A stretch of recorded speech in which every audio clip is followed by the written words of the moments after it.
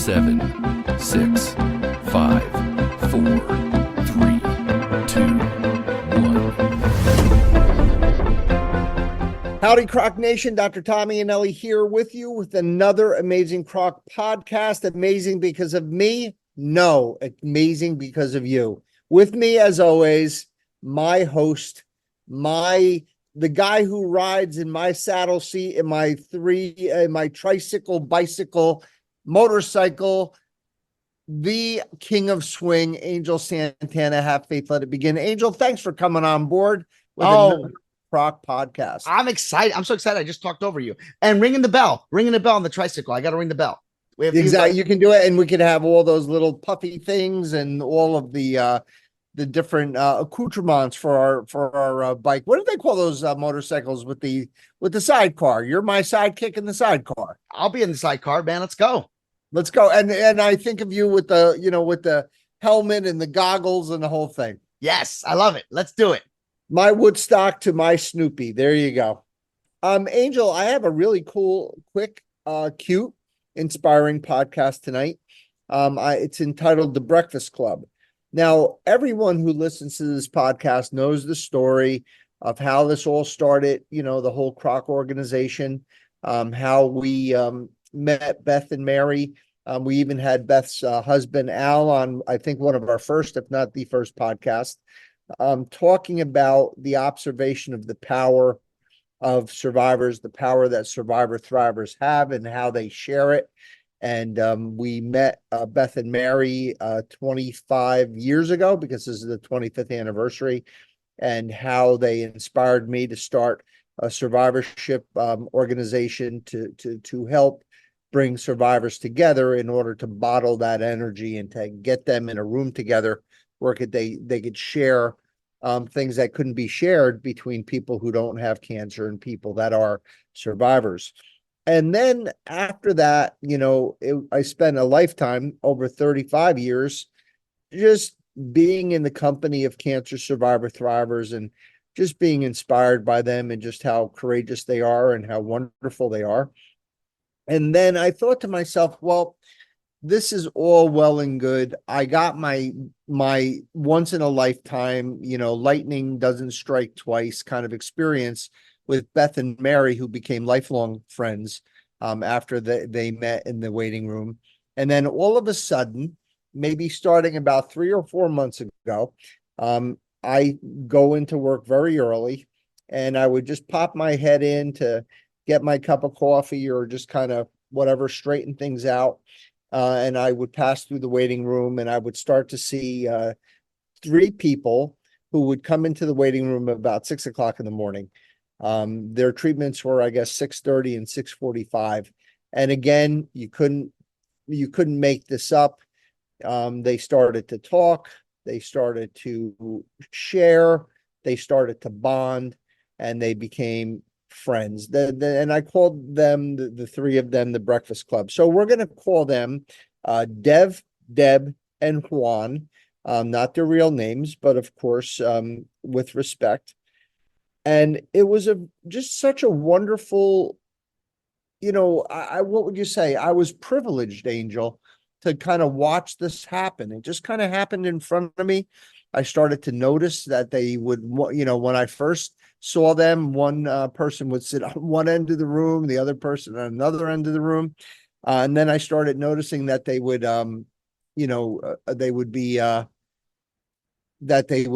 sit very close to each other. And then from there, I noticed that they would start having conversations. And then I would start, kind of, what would you say, Angel, like puppeteering them? Yeah. I would sit out there with them. I would kind of, yeah, exactly. I would start, participating in the conversation, do my little routine, a couple of jokes here, a couple of jokes there. Then they started sort of feeling a little more comfortable, and they started getting closer and closer and closer.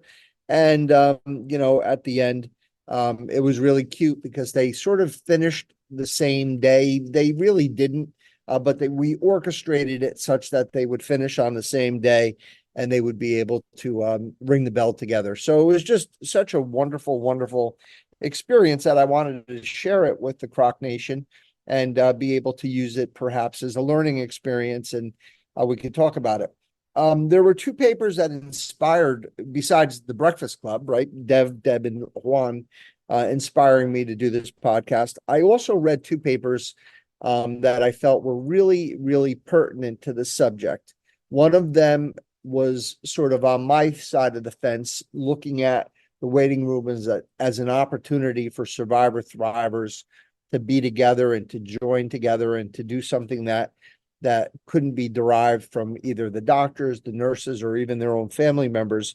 And this bonding through cancer treatments was the name of the blog, and it was from Roswell Park up in Buffalo. And the physician and his PA, Dr. Anurup Singh and Kelsey Smith, were basically the version of me up in Buffalo that this article was written about. And we'll talk a little bit more about them and talk a little bit more about their experience. And then, of course, I always try to keep, everything that we present here very balanced, look at the other side of the coin. And I found a paper called Waiting in the Waiting Room. The main author was Shiara Catania, and it was published in the Journal of Cancer Education. And it was not such a positive article about the waiting room experience. So I wanted to kind of, mix and match and kind of share my position, go over Dr. Singh's and Kelsey's observations, and go through the opposing counterpoint, and then kind of bring it and put it all together. Your thoughts so far, Angel? It's funny because how we have come full circle just on this episode. And just to reiterate, you brought up the waiting room. And if you go back, obviously, like you said, the first episode in the waiting room, please do so, because I think this would be a great way to, if you're coming in, actually, even though we're in our fourth season, you're able to come in and say, okay, you know what? Let me go back to number one and then check out today's episode. So if you're watching it right now or listening to us, stop, go to the waiting room, and then come back. We're available on every platform. Definitely want to check out the CROC podcast there. Yeah, and then again, to preface before we really get deep into the subject, it was so special for me to be able to not just witness and capture this lightning in the bottle once in my career, but be able to do it twice is just, I can't even explain it. There are no words to explain how privileged I was to see that. And we have to remember, on this podcast, as you mentioned, this was, the sentinel event, that observation in the waiting room followed by the lunch, that inspired me to start the whole organization. So it is a very special subject to me. So we're going to talk a little bit about the waiting room and the power of survivorship. So what makes a waiting room have the potential of being so powerful and to be a place that might be life-changing? Number one is that patients that meet in a waiting room, for the most part, at least in my experience and Dr. Singh's experience, I would venture to say, is that most of the people in the waiting room are actively being treated. Now, I do see follow-ups and consults and all that kind of thing, but generally, it's the people that are actively undergoing treatment. And it's still early in the game, right? They've only just been diagnosed. They're still in shock. They haven't yet built their survivorship base with other survivors yet. So they're still kind of deer in the headlights, if you don't mind using that expression. And then as far as the other thing, there's the common bonds of our survivor thrivers. There's that fear of the future, but there's also the fear of the now, because it's so new. And it's the fear of the unknown, as far as what's, when you're about to, go into surgery, you're wondering, man, what is this going to be? What are they going to do to me? What am I going to feel when I wake up? Well, and not having any idea. And this is exactly what our waiting room patients are thinking. And to be having other people thinking the same thoughts, again, has the potential of bringing them together. The other thing that they share is an isolation. And again, Angel and I never want to disrespect family members going through their loved ones having cancer, because I always said, you guys are survivors too, and you guys deserve all the respect and love, and attention that our survivors get. But truthfully, the survivor thrivers have always told me through my whole career that, I love my family, but they just don't get it. They just don't understand. They'll never be able to understand. Nor would Angel and I be able to understand until it's our turn to sit in that chair, right? So there is that special isolation that really makes them ripe to want to create these relationships with other survivors. There's also the toxicity that they share, because when you're undergoing, your active treatments, especially we'll talk about Dr. Singh's 3 patients, they were undergoing head and neck cancer treatments, whereas Beth and Mary were undergoing cancer treatments for their breast cancer. It's a whole different universe. It's like the difference between, Earth and Venus, right? Couldn't be 2 completely different places with talk about toxicity. So these 3 men, they were dealing with all of the special circumstances of head and neck radiation, like dryness and, loss of taste and thick secretions and gagging and losing weight and being in pain and not being able to swallow and getting dehydrated and blah, blah, blah, blah, blah, blah, blah. These guys were suffering, and they found each other, in this waiting room in Buffalo. So those are the power. That's where the power is derived from. So the question, that pops into my mind, which I hope is popping into everyone else's mind, is why doesn't this process happen more often? What is this process that happens that bonds our survivor thrivers? So number one, I believe relationships always develop in a waiting room. Now, but they develop to varying degrees. So it all starts with a friendly nod, right? The recognition of a person that you've seen more than once, in the waiting room. And then, after another couple of days or whatever, the ice is broken somehow, whether they're getting up to get their water at the same time or going to the restroom or going to the front desk for a question or whatever. It starts and it sort of flares a superficial conversation. And then this superficial conversation will then lead into a deeper conversation. And then you integrate the support system. So all of these people that are meeting, usually they're with someone, with a partner, a child, a parent, a friend, a neighbor, whatever, a driver. And then that person or persons then get integrated into this interaction. And then lastly, there's the development of these friendships. Now, these friendships might only be temporary. They may last only, to the end of treatment, and then they may never see each other again. But in the rare instances, they create these lifelong bonds, which Mary and Beth had. And I believe that our 3 patients that recently the Breakfast Club will have, and which I believe Dr. Singh and Kelsey's 3 patients, I believe, will have as well.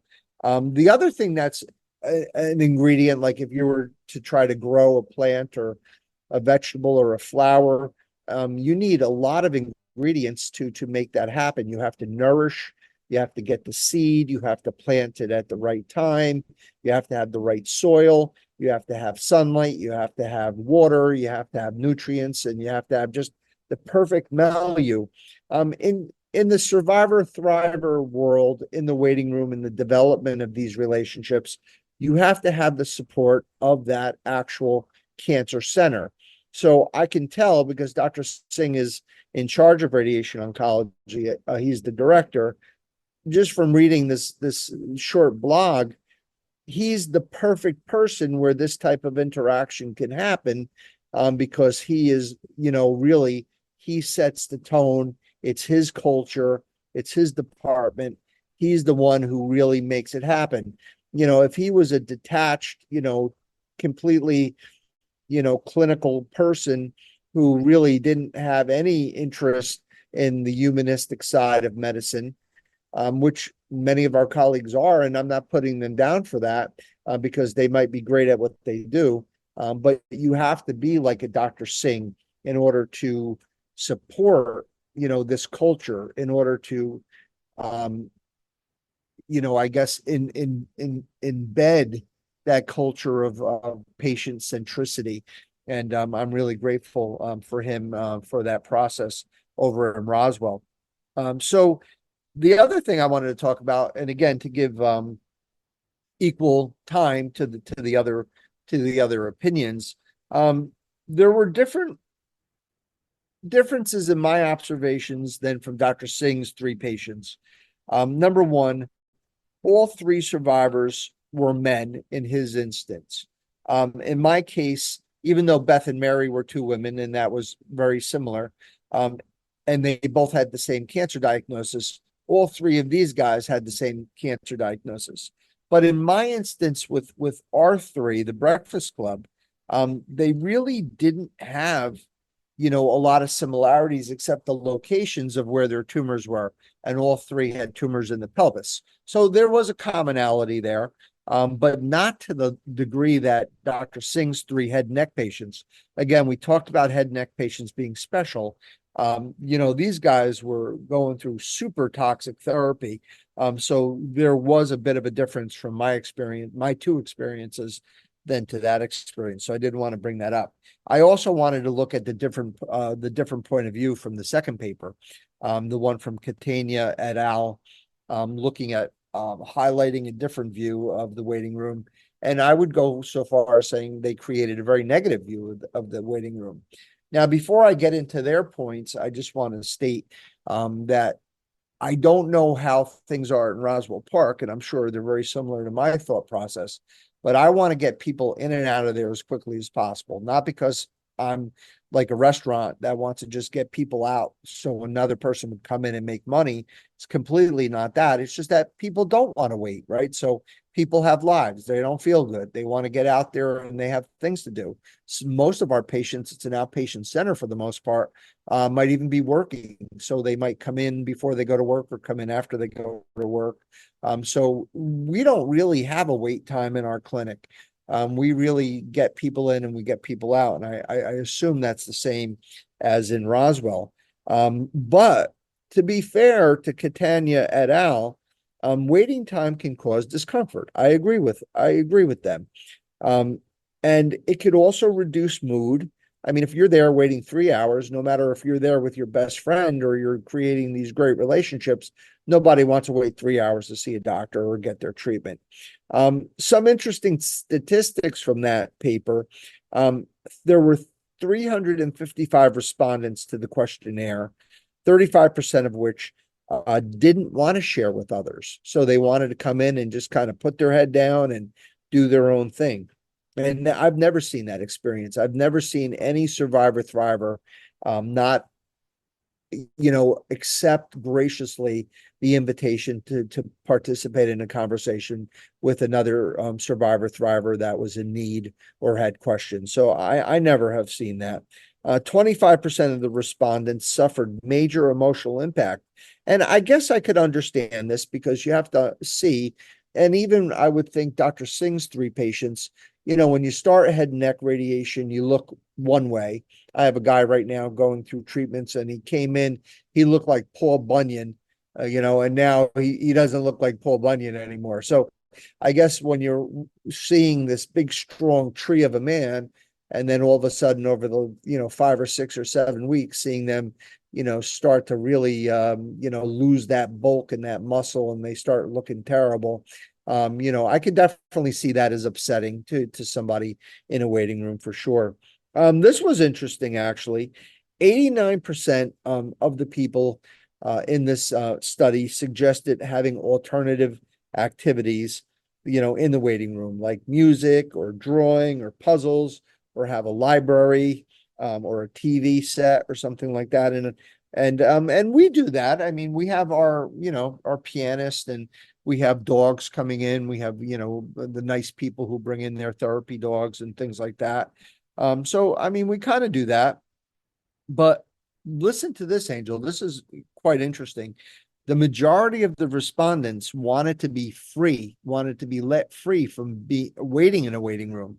So I don't know if you've ever taken the kids to like Chuck E. Cheese or, other like restaurants where, you go there and they say, okay, Mr. Santana, you got it looks like you have two hungry kids. The wait is an hour, and they give you this little buzzer and you take the buzzer and you try to, endure the meltdowns of your children until the buzzer rings. I just thought that was interesting that the majority of the patients in that paper didn't want to wait in the waiting room. They wanted to wait somewhere else. So I found that to be interesting. Yeah. And then they got into another subject, which we're not going to get into today, about what's called a shared medical appointment. And it's another way in order to make the waiting room experience, I guess, a little more tenable.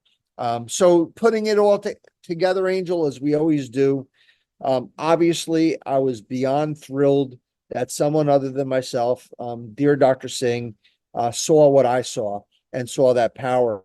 And I wanted to kind of end the podcast with a few quotes from Dr. Singh and from Kelsey.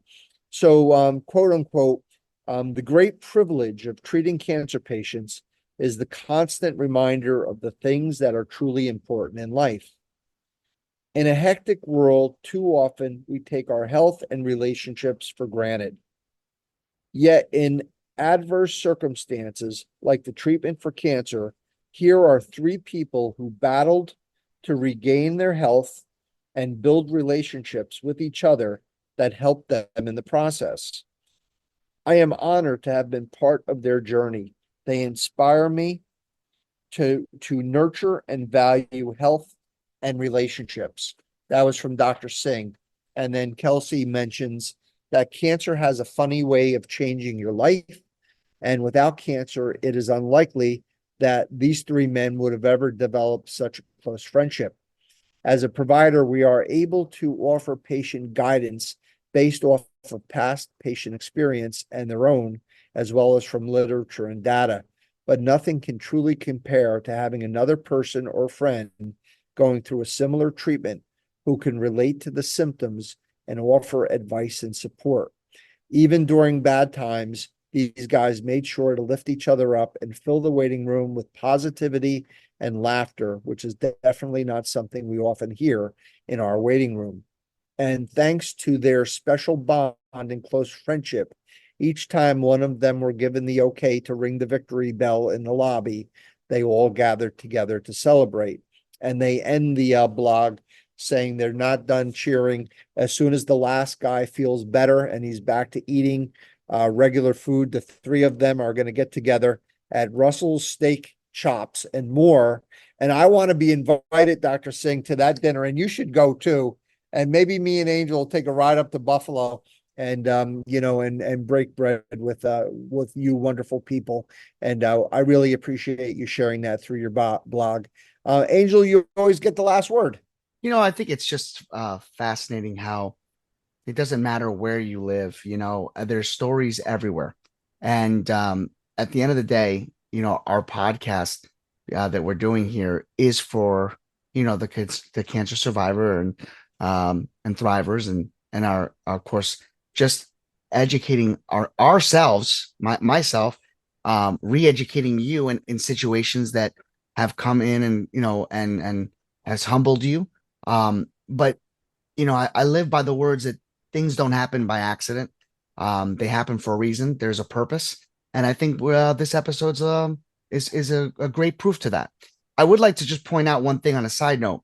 The CROC podcast has been on the air for 4 years, and we continue to try to bring, this revolution to the industry by pulling the curtain back and showing you things that we agree with, we don't agree with, things that we shed light on.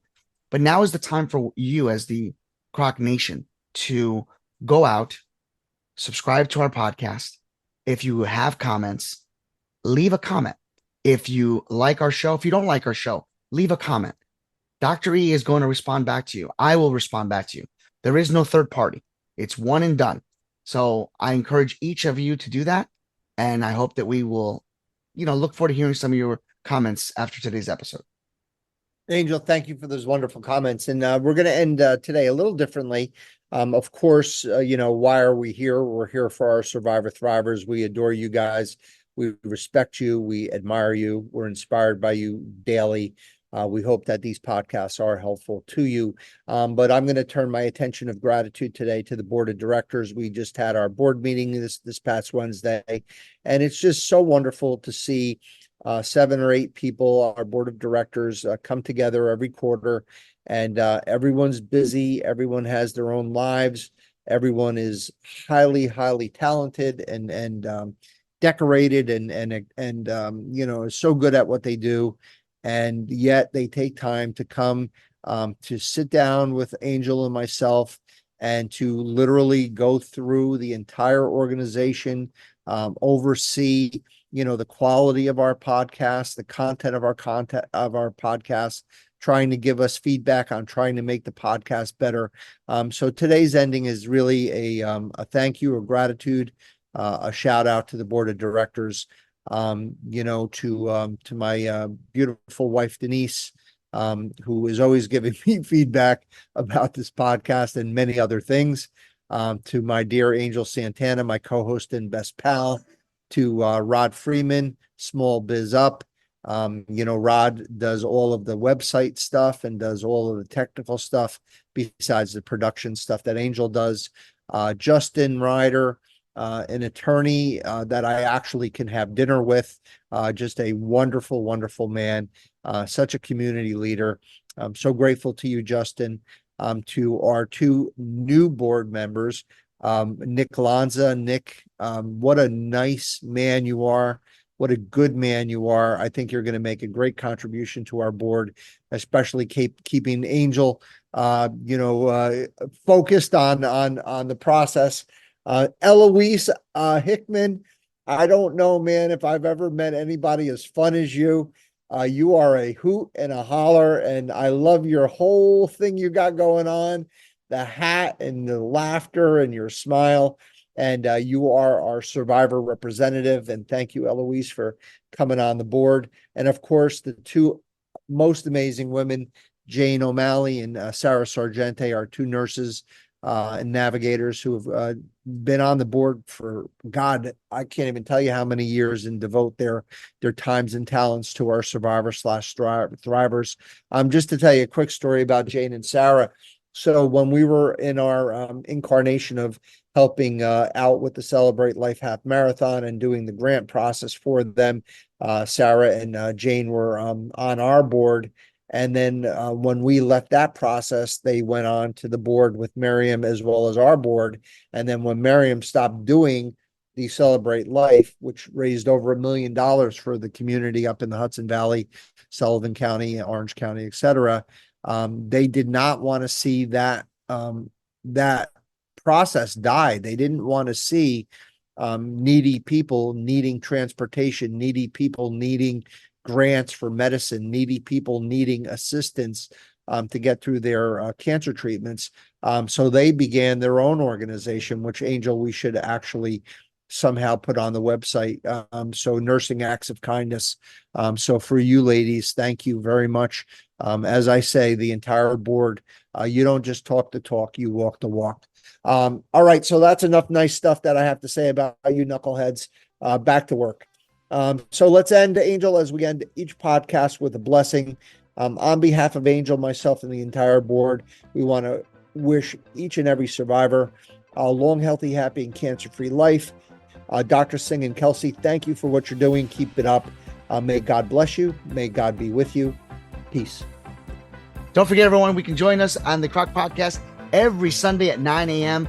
Keep an eye out on your alerts. If you subscribe to us on your Apple, iOS, or Android, please leave a comment, leave us a like, let us know how we're doing. We will get back to you.